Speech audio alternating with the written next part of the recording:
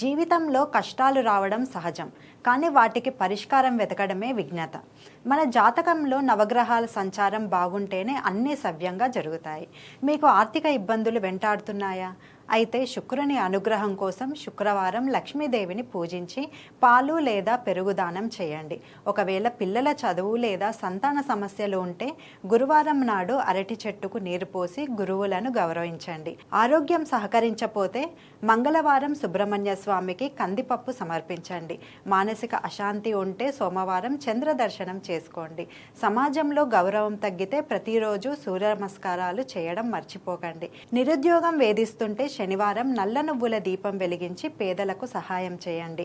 కుటుంబ కలహాలు ఉంటే రాహుకాలంలో దుర్గాదేవికి నిమ్మకాయ దీపం పెట్టండి. వ్యాపార నష్టాలకు బుధవారం పెసలు దానం చేయడం ఉత్తమం. ఏ పరిహారమైనా 11 లేదా 21 వారాలు పూర్తి నమ్మకంతో చేస్తే ఆ గ్రహాల అనుగ్రహం వల్ల మీ తలరాతే మారుతుంది.